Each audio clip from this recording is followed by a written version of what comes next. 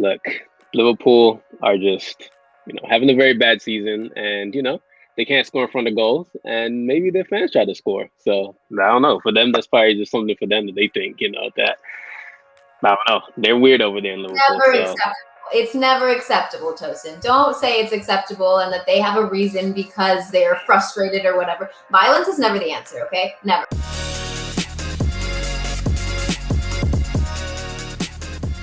All right, guys, I'm here with Tosin. Quarterfinals just finished. Dortmund, Man City, Real Madrid, Liverpool. Tosin, give me your thoughts. Well, first and foremost, Real Madrid went to Liverpool all the way for a glorified cardio session. So that's the first thing that I have to say. They didn't ran sprints. They ran wind sprints for 90 minutes. They didn't really do much. I mean, Madrid kind of won the game in the first leg, so they just was out there just getting cardio for Getafe over the weekend. Okay. I see the point you're making, but it wasn't necessarily like a bad performance on Liverpool's part. I saw them. No. I thought they were going to score, but it wasn't in the first leg, like you said. Yeah, and then the only thing that was kind of negative before the game was Liverpool fans throwing rocks in Madrid's bus, which is that's nasty behavior. Why would you do that? But other than that, I mean, it was kind of really just one of those games. Madrid are very professional, and we knew they weren't going to mess up. They're not going to really collapse that bad. I mean, they were missing their best two center backs, but they're Madrid. They're really professional, and they saw the game out. And it sucks for Liverpool fans because now they don't even know if they're going to make it into Champions League next year. So now the real season starts for them. Is now, are you going to make top four or not? What did you see in the first game? Well, in that game? Well, I love that you brought up the rock or going through the window thing, because a lot of pundits I saw were like, oh, Real Madrid is used to this. It's fine kind of thing. And I don't feel that way at all, whether someone's used to it or not. Don't do that stuff. Love the game, to keep it on the field, keep it beautiful. That's always been a big problem for me with the fandom. We see the good parts of it, but that is so ugly, and I can't get behind it. I can't get behind it. I understand the passion. You just don't have to ever have violence or anything like that. But for Liverpool, Thiago and Diego Jota not starting was a big thing. Yeah, it was strange. It was really strange, but I don't know what Klopp was trying to do or what he was trying to prove, but clearly it didn't work. So, I mean, it was strange. It was very strange. I just didn't understand. I looked at it. I was like, I guess he must know more than me because he sees them every day in training. But it made no sense to me. But, hey, he's Jurgen Klopp. He's the one who gets paid to coach them, right? So You're right. I guess he saw something. So, well, Dortmund, Man City, what'd you see? Well, I saw that England has, outside of France, probably the most talented generation of footballers currently. England's new generation of players are just special. Jude and Phil Foden are just... I'm so impressed. I'm looking at Phil Foden. I tweeted it. If everyone wants to feel old, James Milner made his debut November 2002.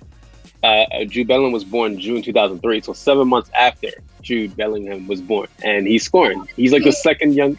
You said what? He's a baby. Yeah, he's a little kid. He's born in 2003. I remember 2003. So it's insane to see how talented he is and how good he is. And Phil Foden's second goal, I mean, the goal he scored today, because he scored in the previous game, but Foden's just amazing. I mean, I don't think there's really anything else to say. I mean, you can criticize his hair, say he has silly hair. I know people don't really like Phil Foden's hair, but he's really good. He's special. So that's the two things I noticed. Also, wait, one thing before I let you finish. Jadon Sancho is really, really good. That's one thing I got to say. The two games that he's been missing, he literally creates most of Dortmund's chances, which is why I want him at Man United, because he's he can find space. He's such a good player, and he was missing. And Haaland wasn't really having those chances he normally has because City just kind of, knew there was nothing coming to supply him. So, yeah. No, definitely a big miss for Dortmund. I feel you on that. For the Phil Foden aspect, I agree that he's great, but I'm not going to sing his praises because I feel like Micah Richards does it enough. Every chance yes, he is singing Phil Foden's praises. I agree. He's a wonderful footballer. He's great and has a wonderful future for England and for Manchester City. But Micah Richards can do that. I'm going to talk about Jude Bellingham. He is spectacular. Honestly, I don't think I've even used that word for a footballer before. I use wonderful a lot, but spectacular. I had tweeted before the first leg that he was going to be the difference maker in the first leg against Manchester City. And I think he was. I mean, he was a standout player in that first leg. And then getting the goal in this game, what a goal. I understand that they lost and it wasn't enough to get them through, but that was, I wanted to use this word, that was spicy. Yeah. fantastic. I loved it. And I honestly want to follow his career more now. Like, I'm going to be watching more Dortmund matches for that reason. I know we have an American Gio Reyna on that squad too, but he's something special. He really is, and I'm excited. I think it's something I saw in the Athletic. I don't know, but they said the reason why he wears number 22 is because he can play the 8, the 6, and I don't know. Like he basically can play all the positions, so that's why he decided to wear number 22. And he was just like, okay, whatever, kid. Like, you got it. Like, you're just that good, I guess. So good for you. He thought it through. That's admirable. And apparently, his brother's better than him. So I don't know how true that is, but they said that Jude's brother's better than him. So his brother's like 15, I think. So yeah. I want to say I'm the best Chew at soccer, but it's probably not true. Okay, so we have the semifinal setup. We'll start with Chelsea and Real Madrid. Tell me what you're thinking there. I know I don't. You don't want to English teams through. You know I don't like Chelsea, so we can start there. First of all, like, I do think that it's going to be a very interesting tie. It's going to be a lot closer than people think it's going to be. I think Thomas Tuchel's like really got Chelsea down pat, like tactically, like they're really good. I just feel like Madrid's experience. I mean, hopefully by then we get to see Sergio Ramos again and Varane again. So, fitter Madrid, and maybe Dani Carvajal will come back, so we can actually see a much fitter Madrid.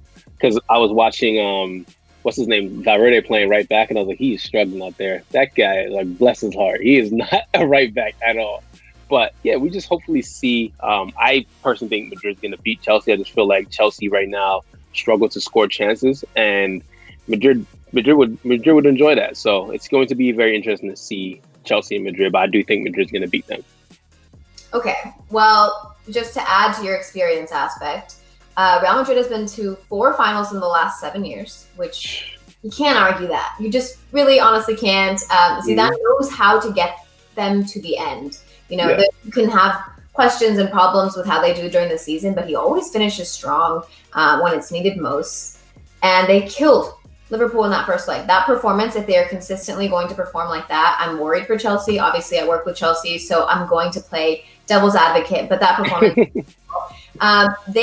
both these teams have never played each other in Champions League. They did play each other in the Super Cup in 1998, but Thomas Tuchel obviously was PSG's manager in 2019. He did beat Real Madrid in the group stage of Champions League. So he has experience. We always talk about him being a tactical chameleon, being incredibly intelligent.